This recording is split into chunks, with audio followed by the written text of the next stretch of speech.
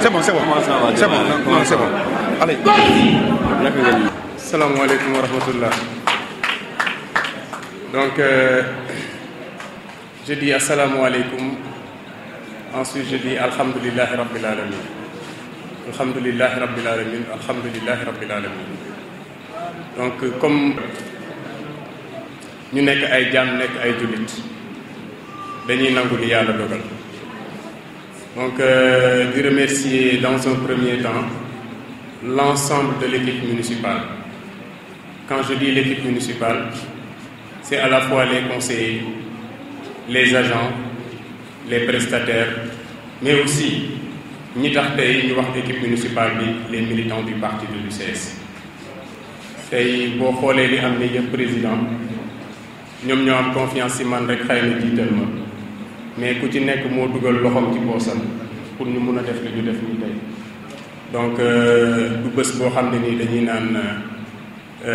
comme ni ko séeréer di waxee jokkoo jàll ñëpp, mais c'est aussi le lieu pour moi de remercier tout le monde, tous les agents, tous les conseillers pour la confiance bi ñu placé ci man ak équipe bi ma àndal pour ñu def lii. di wax président rek liñ la waxoon comme yow yàlla dafa def dam ñu yar depuis le lycée ñu dem à l'université nga mu ngeen ñu pare suñu jàng nga jël ñu liggéey ñun xamuñ kenn ku dul ci yow.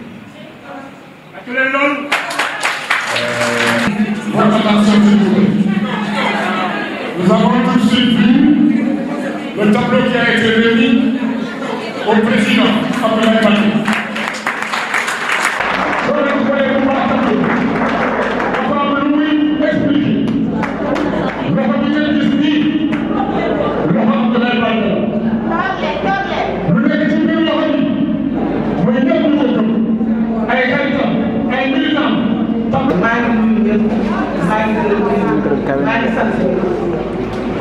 sama baatu démb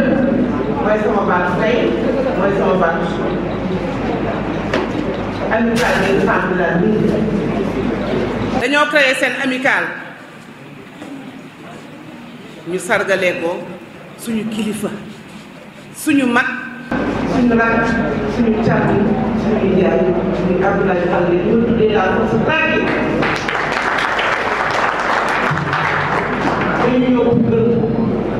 sant ko amuñu fayam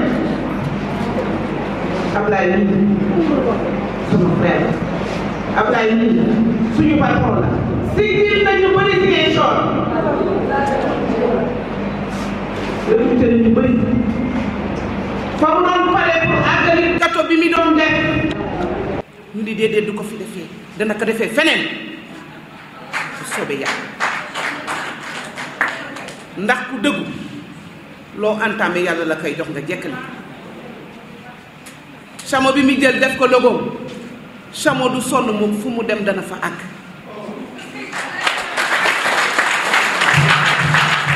amical bi dañoo boole góor ak jigéen ne moom mooy suñu kilifa moo ñu boot Ablaye ñi nga recruté mënuñu la ko fay nga ñëw boole agent yépp ne say élément lañu bu 1er mai jotee ñun dañuy tiitaru daf ñuy jox ba ñun ñu am suñu mbaam di loti kon dañuy kontaan musuma ko gis ci benn miir jox ñu suñuy tusi yëg ñu fonk ñu teral ñu ñi mi am pour teral nag bu ñu yaakaaree ne Ablaye dafa daanuwul de dafa wegg day jóg taxaw Ablaye mooy am loo xam ne s'il plaît à Dieu et au nom de Jésus dana am lu rëy loo xamante ne ñiy dox ci Ziguinchor dinañu nëbbatu bu ñëwee loolu leen koy ñaan sama wax du mën a gudd staff bi ñu ñëwee keroog ma ne leen ñii Ablaye àndal xamu leen sax boo xoolee Alphonse Boye xool Aminata Angélique xool Moussa Dieye xool tey mais ay cadre la ñu am Alphonse sama mag la xam naa li ñu mën lu rëy la Moussa sionné naa moom PS bu may nekk xale bu ndaw di sol ji di topp seen gannaaw kon tey bu ma demee tey ba gis leen fii mook Aminata Angélique daf may neex. Samsidine Sow c'est mon petit frère la mu mën xam naa kon may ñaan yàlla lii Ablaye doon def yal na ko yàlla jox lu ko ëpp mu àggali liggéeyam te du agent amical bi rek déedéet Ablaye dafa boole ñépp def le social ndax ñun xam nañ ci la bëgg naa gis Ablaye muy ragal da ngay toog di dégg Ablaye defal na ma lii nga ne déedéet lu monsieur le maire bi ñuy wax te fekk moom la dafa oyof dafa wàcc ndax titre yi mu yor mënoon na dem bitim réew dem toog mais mu ne damay dellu Ziguinchor jàppale samay rakk jàppale samay frère étudiants yi ñoom man sama grande sœur secrétaire la université Dakar lu ma seetlu kuy Ablaye ma ne ko Ablaye mooy suñu maire li mu defal étudiant Ziguinchor liñ ko fay yal na leen ko yàlla fay ñoom yal na leen ko yàlla fay ndax ku tëdd ci mbasan yëkkati la ne la jógal tëdd ci lal nga tëdd ci mbedd ñu ne la dugal nga tëdd ci néeg war nga koo gërëm may kontaan trop sama wax bu fekkoon ne damay gën a gudd ma wax ko mais nag mënuma ko wax di gërëm aussi jabar ji di gërëm ñi fi nekk ñëpp di jéggalu ndax wax neexul maa ngi leen di gërëm di leen sant ko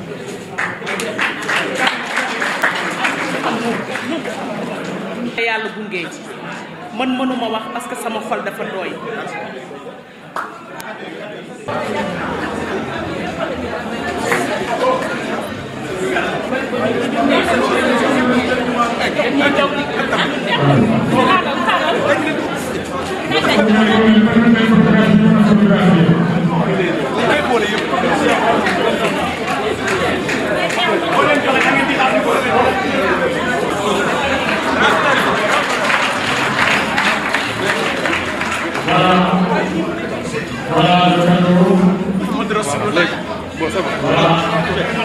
Muhammad Rasulullah lañ ko jox de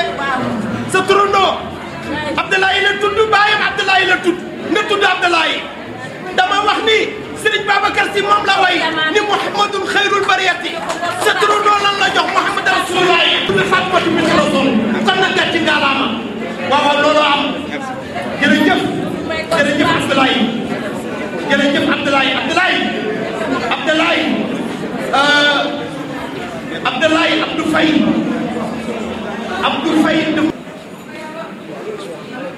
Est-ce que moi je pourrais parler aujourd'hui? Voilà, je vais essayer. maa ngi nuyu ñëpp ñu fi toog. monsieur le maire maa ngi nuyu sa délégation Angélique Alphonse ñëpp ñu fi teew madame Moussa Taïb Moussa tout le monde Mamadou Dadi Faye tout le monde les collègues adjoints et adjointes maa ngi nuyu les conseillers maa ngi nuyu ma ne man bu may fàttaliku 2004 dama ñëw benn jour benn samedi escale ma gis ay oto yu bëri ma taxaw ma ne waaw lan moo xew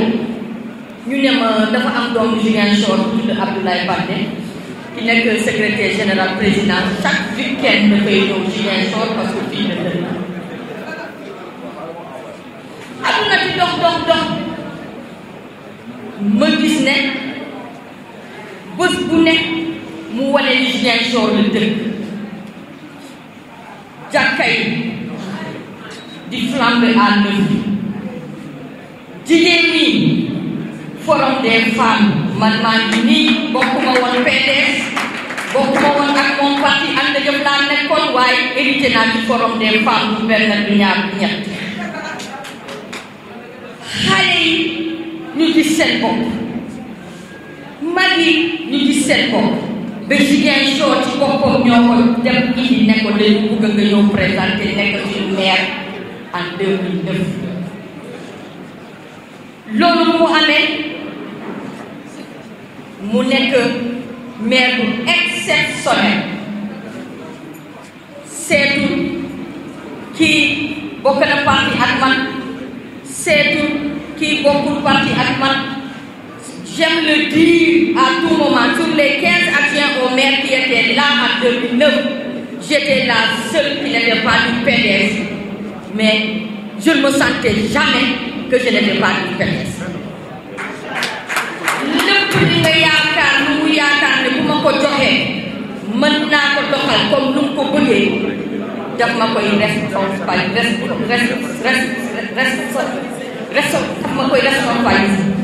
Il me donne responsabilité, il me donne cette responsabilité pour le faire. Il faut me comprendre, c'est pas les mots. Donc, on a fait un bilan très positif pour Ziguinchor de 2009 en 2014. Ziguinchor gis fi lu mu musul gis Zik Fest organisé nañ ko fi Ziguinchor Miss Monde ñëw de fii man gis naa ko lii sama bët parce que l'homme Abdoulaye Baldé dafa ne lu xew ci yeneen dëkk yi pourquoi pas Ziguinchor mérite plus que ça. projet yi ñëw ba ñëpp teg na ci seen bët gis ngeen fu mu yëngu Ziguinchor ak fu mu bëgg a continuer ak Ziguinchor mais yàlla fii lañ ko dogal fii la ko yemale dañuy nangu le destin. En tant que maire de Ziguinchor, vous pouvez revenir pour faire de Ziguinchor la plus belle ville du Sénégal en tant que président de la République. Conseil municipal bu ñu partagé de 2009 en 2014 de 2014 ba tey ñuy wax nii démocratie moo fay dox. Réunion conseil municipal Abdoulaye Baldé dina jël tàngam wax képp ku bëgg a intervenir ci sujet yi nga xam ne yooyu mooy d'actualité am nga kàddu léeg-léeg ay 18h 19h la ñu jógee conseil municipal ñëpp lay déglu xalaat yu baax yi seetul fii la jógee seetul fii fële la dugg daf koy jël boole ko ak bosom doxal ko pour l'intérêt de Ziguinchor. Yéen agents yi wax ngeen fii waaye ñun tam conseillers yi ñun tam monsieur le maire mënuñu la fay. yóbbu nga ñu mag may nañu biir mag ñu koy def di ñaar benn tirage waaye am na benn tirage boo xam ne dama bëggoon dem waaye sa liggéey bu jub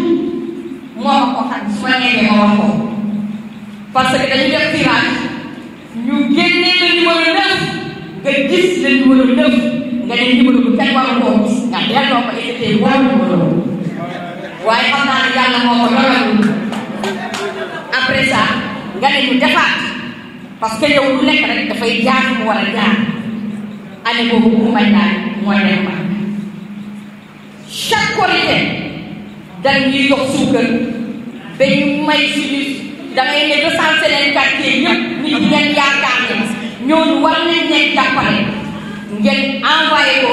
commission action sociale bu mairie pour ñu doxal ko donc quartier yëpp imam yi yëpp li ñuy wax personne nécessité yëpp sans compter doo fàtte les politiciens. Tabaski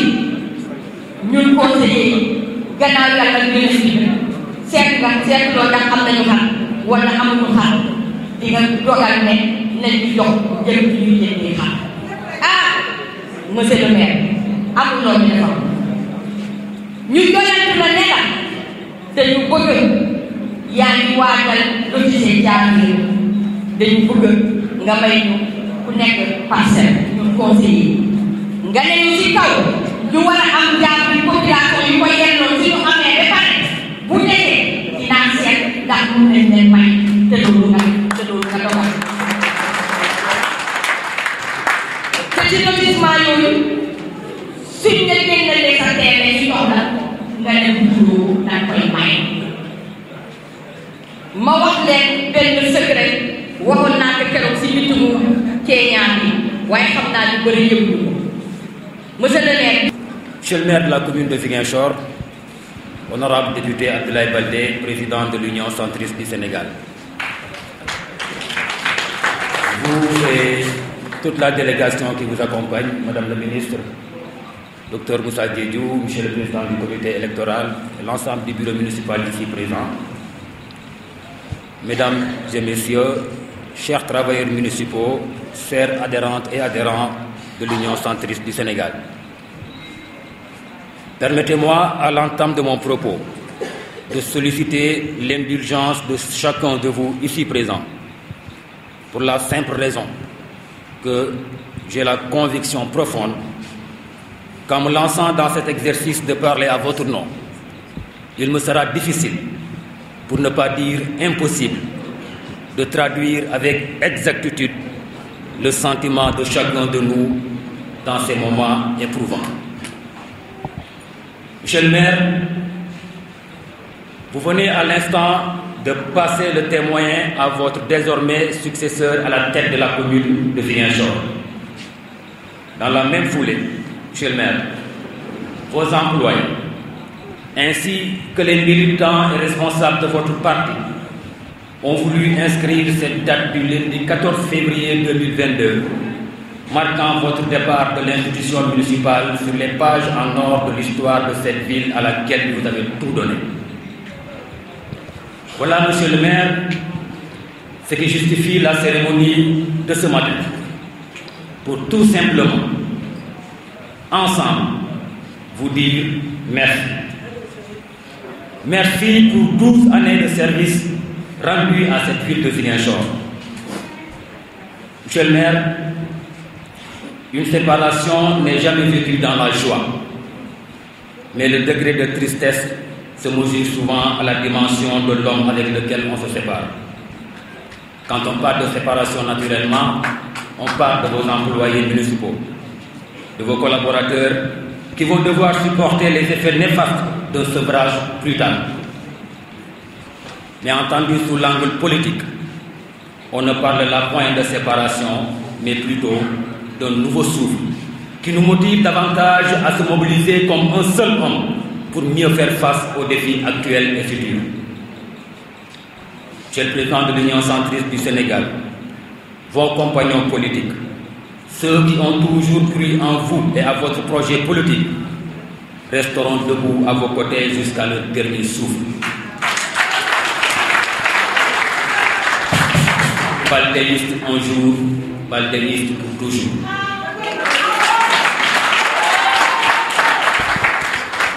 Monsieur le maire, oui,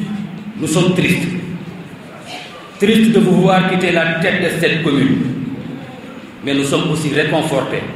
Nous sommes heureux, monsieur le maire, de savoir que vous partez la tête très haute.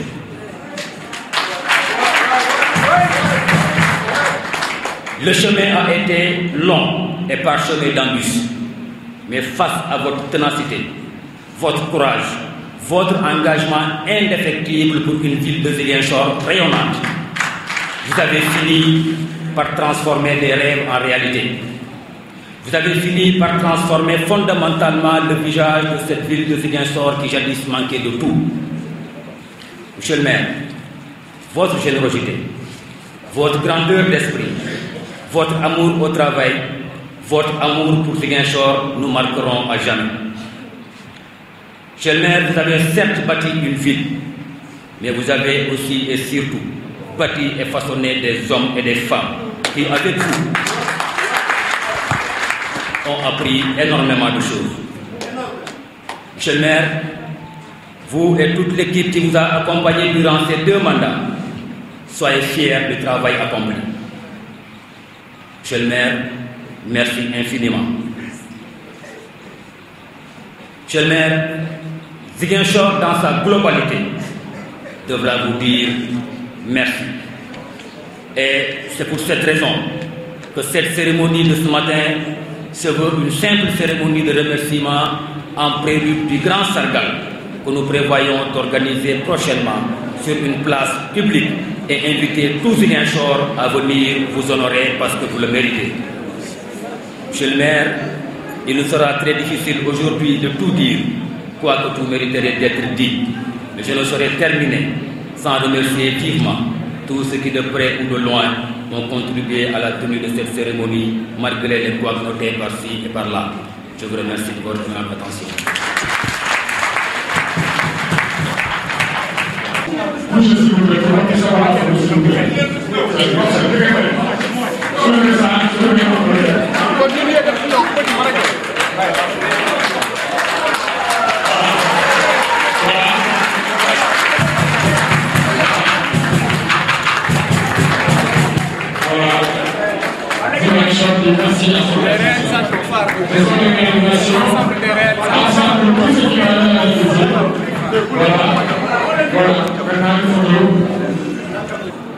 Quand je vois cette cérémonie-là,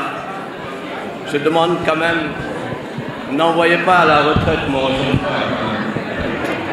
Il ne faut pas l'envoyer à la retraite parce qu'il a encore une mission à Ziguinchor.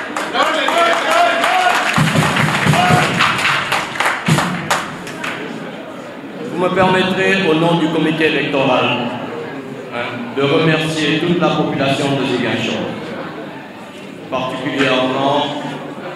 tous les présidents des comités électoraux, les militants et tous les membres de la coalition UCS Bolo. Je profite de cette occasion pour remercier tout le monde. Les efforts ont été fournis, le travail a été très bien fait et vraiment, je dis merci et toutes mes félicitations. Nous avons mené une campagne extraordinaire. Mais Dieu en a décidé autrement. Mais vous me permettrez quand même de tirer certaines conclusions. Ces conclusions vont d'abord à l'ensemble de la coalition qui demande à ce que cette coalition puisse être maintenue. C'est-à-dire que la coalition nous télédit, nous donne petit canal. Donc, deuxièmement, il s'est passé des choses pendant les élections. Parce que d'abord, on a fait aussi une élection. Rappelez nous trop nous sommes dîner Baldeni. Mais si nous biir dafa am ñoo xam ne ñu war.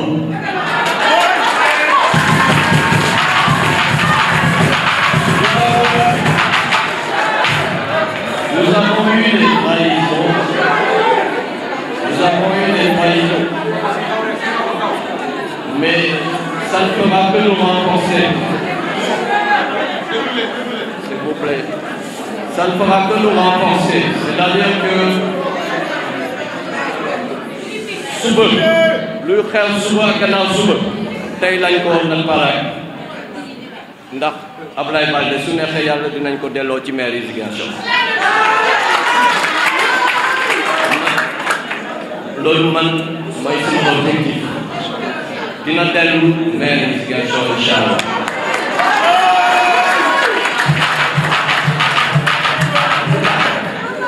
lu tax ma ne wax loolu c'est que lu ñuy yéene woon Ziguinchor su ko yàlla defoon bi yoon xam naa ne Ziguinchor fu mu doon jëm Sénégal dinañ ñu xool ñoom ñëpp dinañu teg ba ci Ziguinchor mais nañu muñ tuuti yàlla dafa ne ku yàkkamtiwul dinañ la wóolu mais ku yàkkamti dañ lay ne dandal jógee fi mais yàkkamtiwuñu yàgg nañu Ziguinchor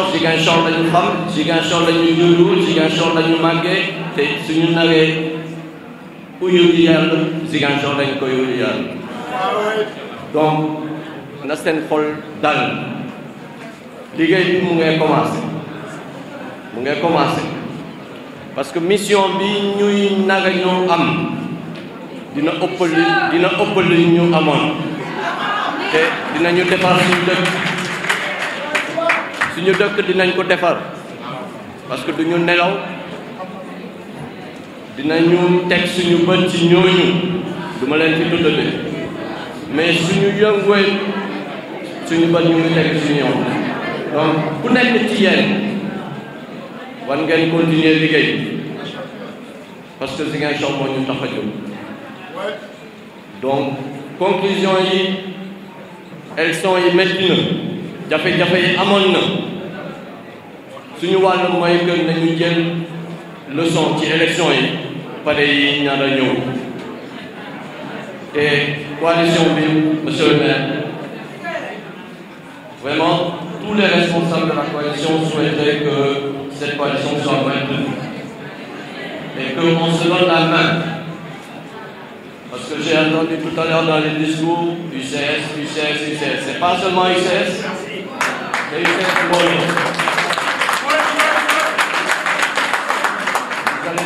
Vous n'allez pas vous comporter comme certains de nos camarades qui étaient là. Hein. Je ne veux pas nommer, mais vous savez de qui je parle. Ziguinchor, c'est un tout. Si nous avons Ablaye Baldé tey Ablaye Baldé joxuñu dara sexal ñu dara lu tax ñu àndal moom bëgg a Ziguinchor moo tax ñu ànd ak moom. parce que suñu baay yi suñu yaay yi liggéey nañ fi Ziguinchor ba yàlla jëlee fi ñeneen ñi ñu ngi fi continuer di liggéey donc wa ñu toog ñu seetaan suñu dëkk di yàqu. ngeen baal ma du ma mun a yàgg ci micro bi parce que yàgg ngeen di xaar fii mais muñ leen lu ñu yàlla naga jox dina ëpp lii incha allah. billahi laa wax bu mel ni tey yàlla sa jëmmaat tey am naa li nga def ci biir dëkk bi ki lay jox kàddu gi moo nekk ci xol yi ki lay jox kàddu gi mooy jàmbaari ki lay jox kàddu gi mooy jàppale population bi ki lay jox kàddu gi moo liggéey dëkk bi ki lay jox kàddu gi ku ñëw ba Saalum Sedef xam ne liggéey na Sedef sax waaye liggéey na dëkk bi dëkkam di monsieur le maire di Abdoulaye Baldé gàtt ngaaraama moom la ñuy jox kàddu gi.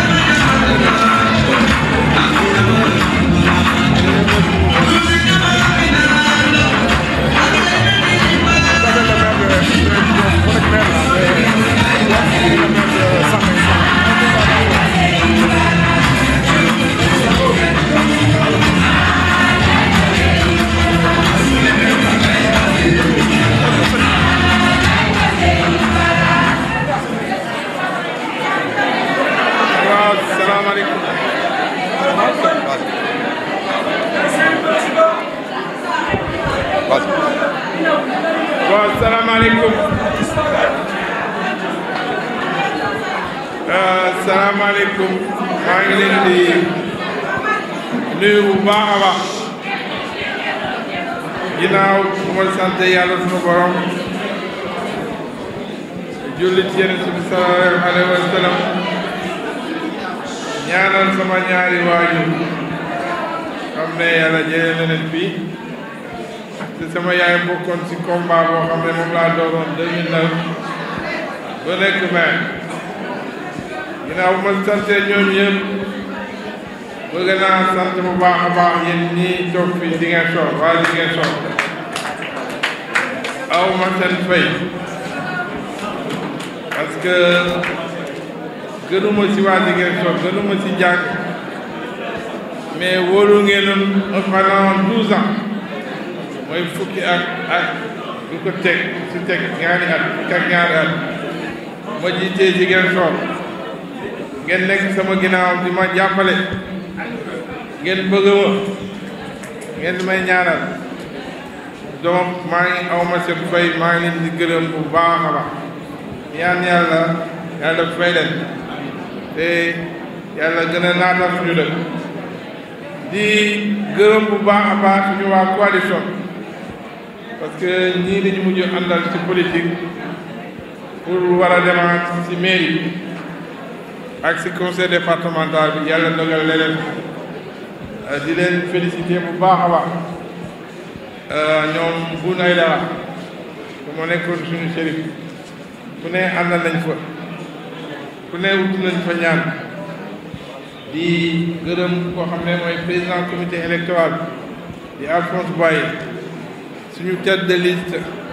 proportionnel Angélique damu nekk conseil municipal actuellement mais aussi sama jaam di Moussa Dièye nga xam ne moom moo nekkoon suñu président au niveau du conseil moom suñu candidat au niveau du conseil départemental moo fàtte ñoom Ami Tamba peut-être que nekkuñu fii ak ñoom Assane Badji ak Doudou Ka au dernier moment aussi venu nous soutenir képp koo xam ne jàpp na ci maa ngi koy gërëm yàlla moo dogale woon mbir mi demee nii mais amoon nañu yéene bu rafet maa ngi leen di gërëm ci sama turu famille mais aussi sama turu jabar nga xam ne dafa ànd ak man pour que bés bu mel nii jëf man ko teewee gis naa samay jarbaat gis naa samay sœur gis naa sama waa famille maa ngi gërëm ñëpp di baalu àq ñëpp parce que yéen ñëpp sonal naa la te loolu c'était dans la mission que boo xam ne waa population lañ ma ko dënkoon parce que nekk maire devoir la sacerdoce boo nekkee maire rek dafa mel ni moom laa doon wax léegi le maire Ousmane Sonko yéen boo nekkee maire rek dañuy yaakaar ni que population yaakaar ni ñoo la moom moo trop sa bopp yàlla def na ma exercer ay fonctions yu bare mais fonction bu si gën a noble président Jacques Chirac wax na ko nekkoon na maire Paris balaa muy nekk président nekk naa maire nekk député tey maa ngi nekk toujours député nekk président commission mais fonction bu si gën a am solo boo xam ne moo gën a noble mooy nekk maire parce que maire ñëpp mooy xam peut-être que boo laajee si waa Ziguinchor kan mooy député Ziguinchor peut-être duñ ko xam mais maire Ziguinchor man fu ma dem si quartier yi xale yu ndaw yi sax xam nañ ma parce que dañuy amal njëriñ nit ñi da ngay gën a jege nii mën naa wax sax nekk maire gën na ma nekk peut-être que ça m'a donné plus d'humanisme parce que yàlla def na bu may door fonction publique déjà commissaire de police la te commissaire am na foo toll ma jógee fa nekk inspecteur général d'État su ma nekkuloon peut-être homme politique peut-être humanité boo xam ne am naa ko tey peut-être que daaw ma ko am parce que dama doon xool Sénégalais yi fu sore mais politique tax na ba ma gën a jege nit ñi gën a xam nit ñi dans toutes les facettes nag politique boo si nekkee lépp ngay gis léeg-léeg nga gën a jàppale ñoo lay gën a delloo soofaan donc loolu yëpp ñu naag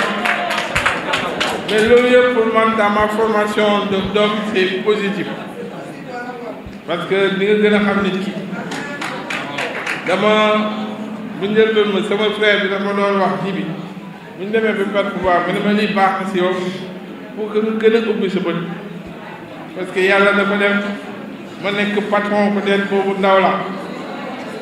te boo xasee nekk patron ñëpp a ñëw sa ginnaaw loolu def rek baax na boo xasee ba perdre une parcelle de pouvoir fi ngay commencé gis bëre jikko yi fi ngay xam ku la bëgg ki la bañ kan moo doon ku doon ak ci ñëwoon si yow pour être par intérêt mais loolu yëpp jàngat richesse la si man comme ni ko Alphonse waxee fonction publique ba sax j'irai à la retraite dans 8 ans donc dese na lu bare man ci sant yàlla j'ai été plusieurs fois man ko doon Ousmane Sonko nee naa c'est ma 8e passation de service dans un sens ou dans l'autre nekkoon naa secrétaire général de la présidence te man bu ma commencé liggéey daanaka je fais moins d'un an au ministère de l'Intérieur parce que dañ ma yóbbu dig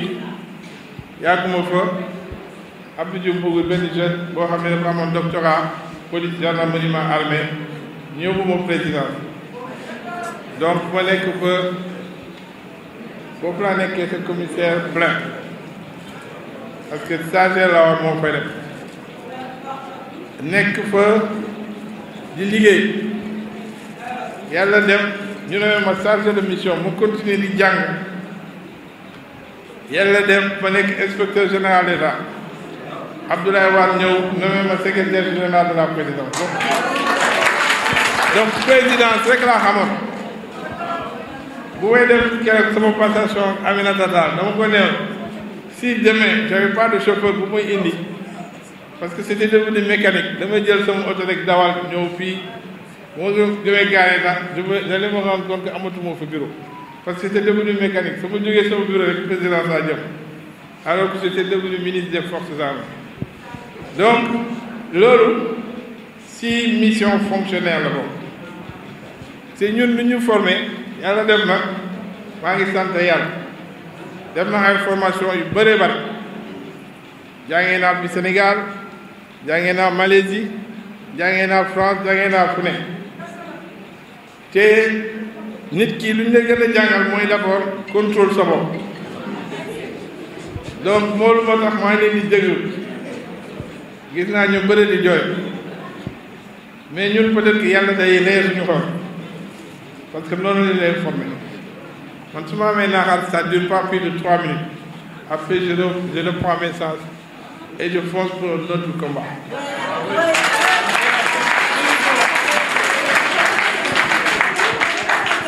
te yéen bu leen ma yërëm man au contraire man laa yërëm loolu laa wax sama jabar waaye man sama gars yi laa yërëm parce que ñu bëre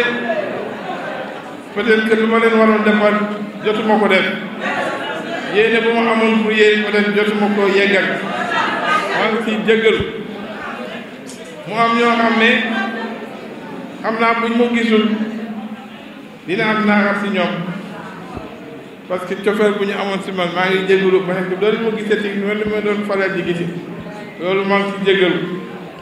am na ñoo xam ne waroon naa leen defal te jotuma ko def maa ngi si jégalu mais nag xam ne su ma ko mënoon ñëpp lay defal ñëpp lay jàppale te bés bu nekk dinañu mën a gisi mais dañ xam ne que ñun ay nitu mission lañ yàlla moo ma joxoon mission bi ba tey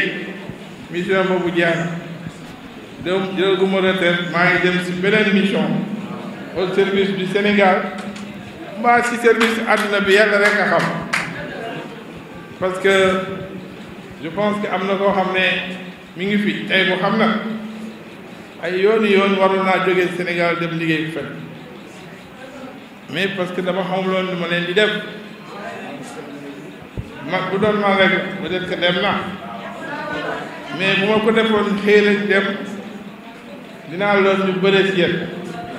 comme léegi mbir mi si yéen la jógee léegi libre naa koy dem fu ma ne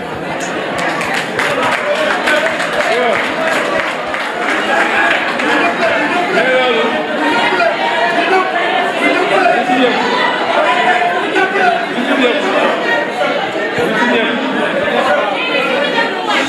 léegi si askan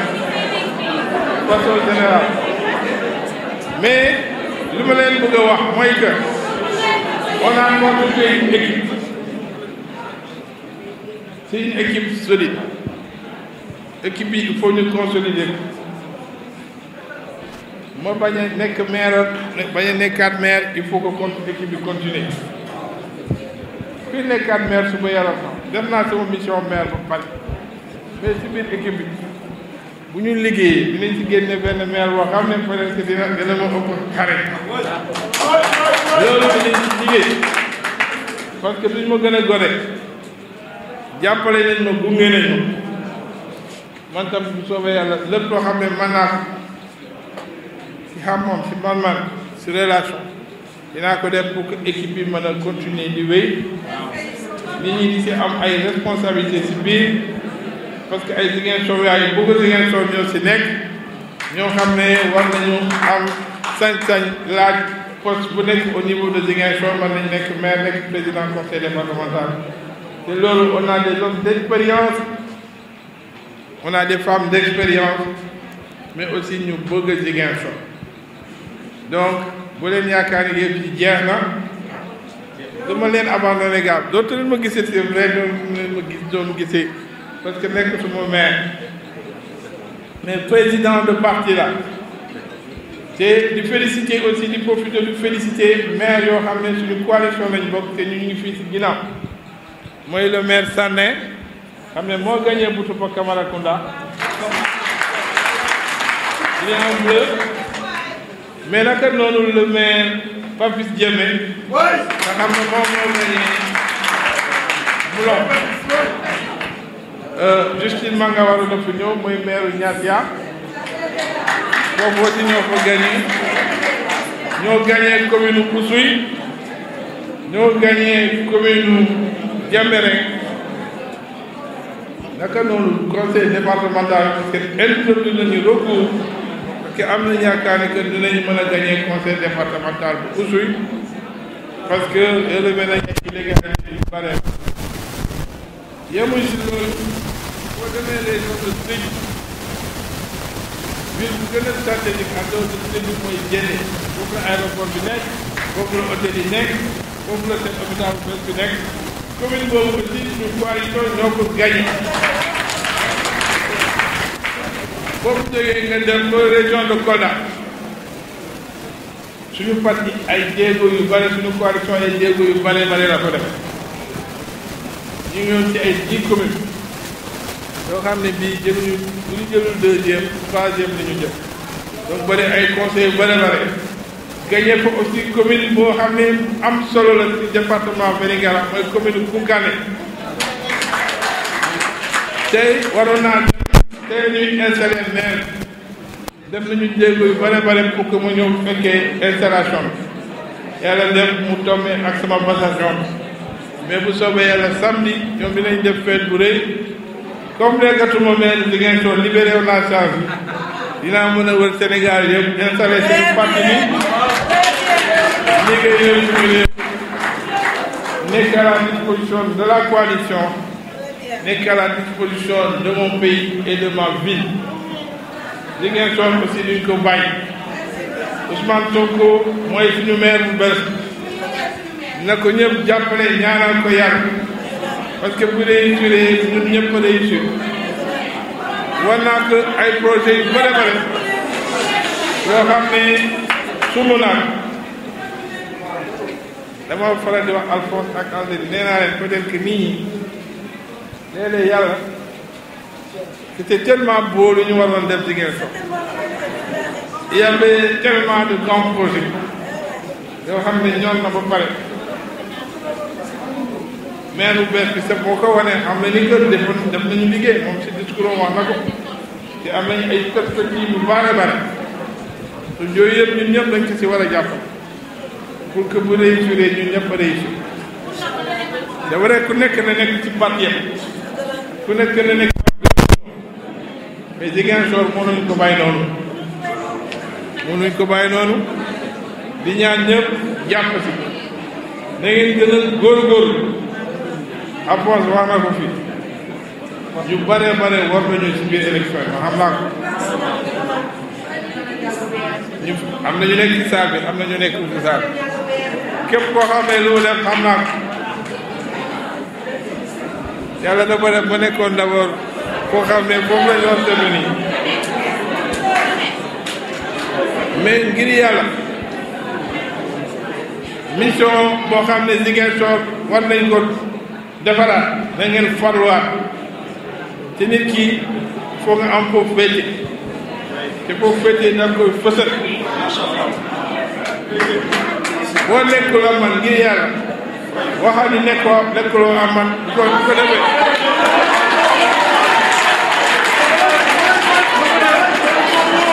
defee ñu jël sa morom bu ko jëlee ñu jël sa morom bu nekk sa wet bu liggéey ak ñun parce que pour waxante dëgg sondage yëpp élément constatation yëpp ñu defoon ba vendredi ci guddi élection yi ñoo ko gañoon lépp mi ngi commencé changer diggante samedi ci guddi ak dimanche ci suba ak dimanche ci ngoon bëri na ay ñoo xam ne dañu soloon suñuy yére yi seen yére yi bleu yi ngeen sol gis naa leen parade ñoo xam ne ñoo doon fête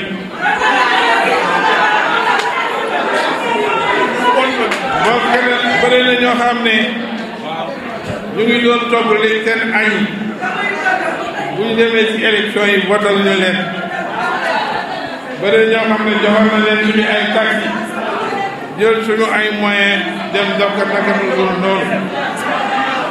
ñooñu defuñu ko pour ñun defuñu seen bopp lañ ko def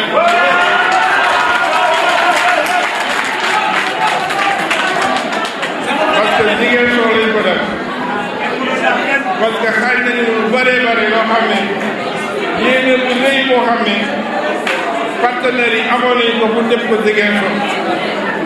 c'est vrai que dinañu xeex pour que yéene boobu ñu mën ko matal mais dina jafe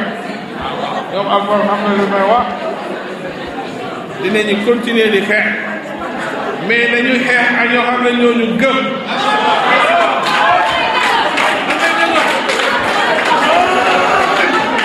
nañu ànd ak ñoo xam ne ñoo gëm suñu liggéey nañu ànd ak ñoo xam ne ñoo yéene lu baax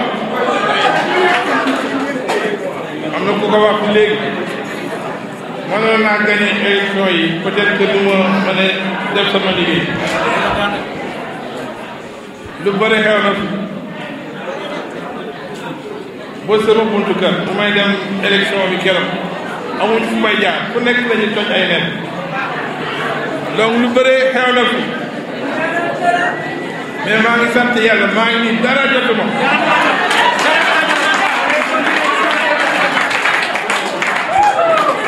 doomu Casamance sax te dama bëree xeet yu bare bare donc vraiment pour gën a guddal wax bi maa ngi leen di ne kontaan naa si yéen kontaan naa si samay collaborateur mooy adjoint maire yi mooy conseil municipal yi te defe naa aussi njukkal boo xam ne waroon naa ko def jàlloo naa leen képp koo xam ne nekkoon na si conseil municipal bi comme ni ko madame Sané waxee jox naa ko benn terrain bu mu ko waxee man rek may maire boo xam ne